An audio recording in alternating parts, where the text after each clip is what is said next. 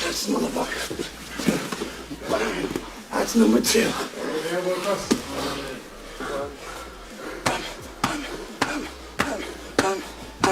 Yes. Nice. You win it. Go.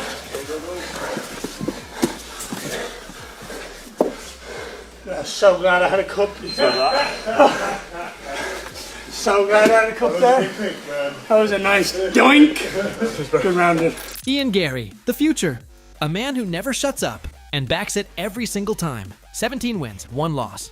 Wins over Prates, wins over Belal Muhammad. Now the biggest test of his life, he's not hiding from Makhachev. He's not respecting the aura. He's calling it out loud. Says he'll beat him in his own world. On the feet, on the mat. Doesn't matter. Being held down for 25 minutes and just having a boring fight. He's a phenomenal wrestler. A phenomenal grappler. And if you allow him the ability to stay on top and utilize his grappling and his wrestling, he can suffocate you and just lie on you like a weighted blanket, and you just find it so hard to move. And I'm like, that's not fun for anyone. It's not fun for me. It shouldn't be fun for him. And it's definitely not fun for anyone watching. So I feel like, and he did that, he did exactly that to win the world title fight. And I feel like that's the worst case scenario. Ian Garry walks in fully loaded. Every camp box checked. But Makhachev's team already ran the blueprint. Training partners his size, his reach, his style, over and over. And the streak. 16 straight. Better men than Garry walked in with a plan. Della Maddalena had one. Volkanovski had one, twice. All of them broke against the same wall.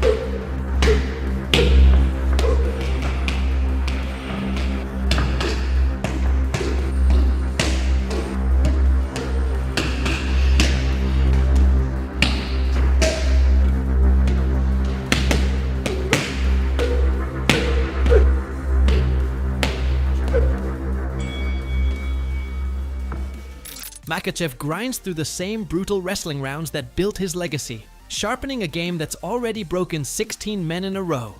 But Ian Garry, long before this fight was even signed, he was already calling out Islam Makhachev by name, poking, provoking, trying to light a fire. Islam said he'd rather fight Morales because he's undefeated. Of course he would. Of course he'd rather fight Morales. Because Morales hasn't beaten anyone in the sport. He said he'd rather fight Kamaru Usman. Kamaru Usman has won 2 fights in the last 10 he's had. He said he'd rather fight Prates, a man who I beat. He'd rather fight anybody except me. Garry doesn't just want a fight. He wants a rivalry. He wants the world watching 2 countries collide the way they did when Conor faced Khabib. He's a special type of athlete, as we all know. He's one of those guys that are at the pinnacle of this sport here. I talk with Javier all the time, and Islam and those guys are always doing great. So they're in great hands. Javier is the one who builds champions. He's a master at what he does. So he's always with those guys. He's always with Islam, and so I know they're in great hands. They're getting exactly what they need as far as the the fighting goes, the training goes, all that. So I see Islam just continuously doing what he's doing, and that's winning impressively. He's somebody who's mastered all aspects of MMA. I assume that Islam's going to win that one, just because of his wrestling pedigree. You know, to be able to dictate if the fight's going to be standing or on the ground, it's a great gift. Another guy with a strong team behind him, strong faith. I'm not rooting for anyone in that fight because I don't know either one of those guys on the personal level, but I'm assuming that Islam's going to win. That's my prediction. Thank you. Coaches around the sport keep saying the same thing. Makhachev wins this, no debate. But this is MMA, where no debate has burned people before. Just look at Topuria versus Gaethje. Topuria walked in as the favorite, the pound-for-pound name, the guy nobody was supposed to beat. Gaethje shocked the world. So when everyone tells you this fight is already decided, remember, that's exactly what they said last time too. August 15th will give the real answer. Philadelphia. Islam Makhachev versus Ian Machado. Garry, who do you favor in that? I favor Makhachev for sure. I think he's just going to take him down and dictate his pace and put the fight where he wants to fight. He's too strong for that little twig, that little cuck that sits in the corner and watches his wife get dogged out by the nutritionist. So, I got Islam. Islam ain't doing that cuck shit. I got Islam. How? It's a top fight. I think it's a submission. Submission. But I gotta rewatch Ian Garry's fight because I don't know him very well. People saying he has a good takedown defense. Yeah. So we'll rewatch and come back to that. So because I know everything in my division. Yeah. But I don't know a lot of people in 170, so I cannot say. But Islam right now he's the best, so it's a little bit hard to beat him. He is about to host one of the biggest welterweight collisions in UFC history. And the man who knows Makhachev better than almost anyone has already spoken. Hiraman Tsarukyan, the only fighter to really push Islam to his limit, says Garry's striking might cause early problems.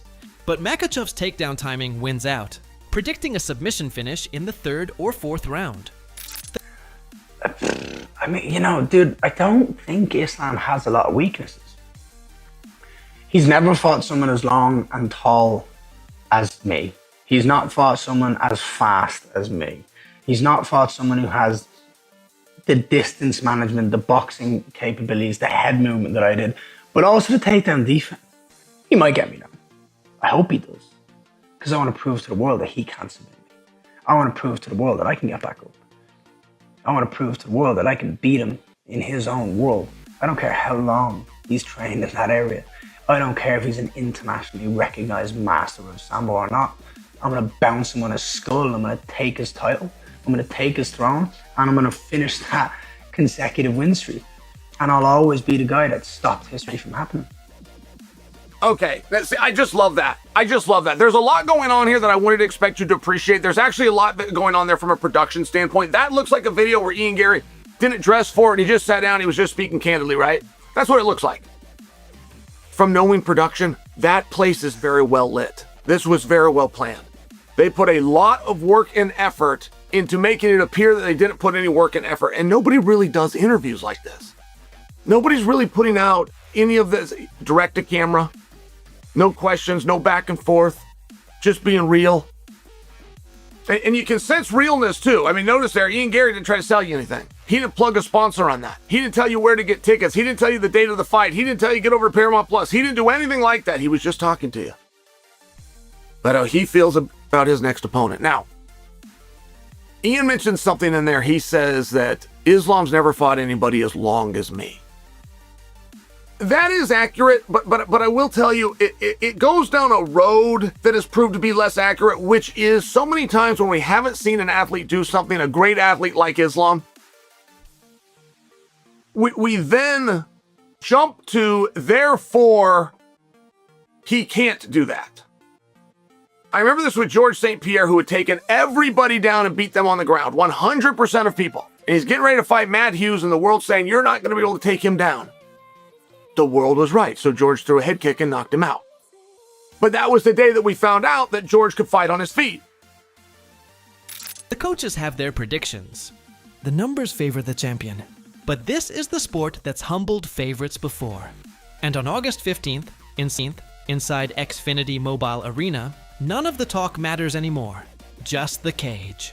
Just the two of them. And an answer nobody can predict. That's it for this breakdown. Drop your prediction below, and we'll see you back here fight week.